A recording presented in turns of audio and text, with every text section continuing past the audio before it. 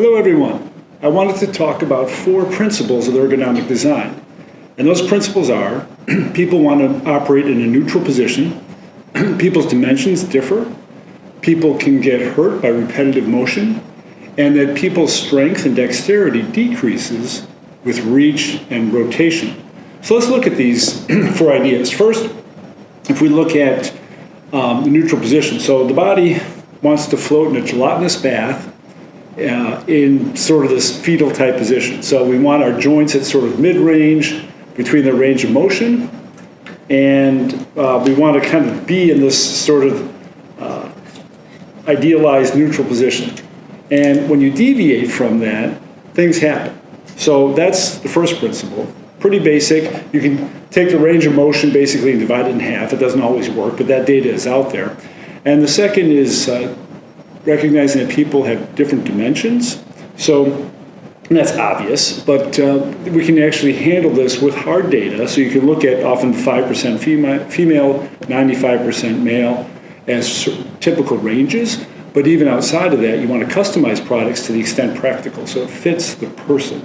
So there's data out there that tells you all about people's dimensions. So this anthropometric data is readily available, and you can see what fits what person.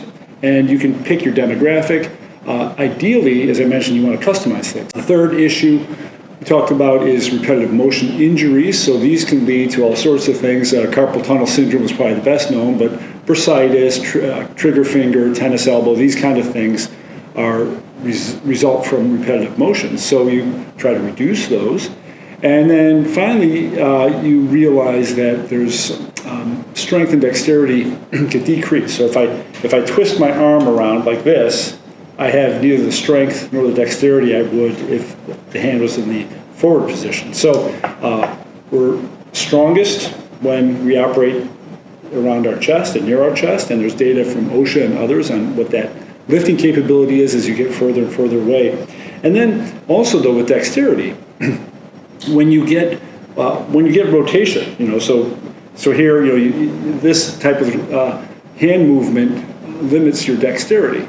So whereas keeping in a neutral position promotes dexterity, so you try to acknowledge that as well. In fact, if you do time motion studies, you can record the amount of twist and extension, pronation, for example, for keyboards and so on, that's required, and then derate the time for the task as a result of that. So you can actually quantify that a bit.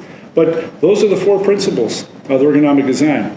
Not that hard, but just keep them all in mind, and you'll be in a strong stead to design wonderful things. Thank you.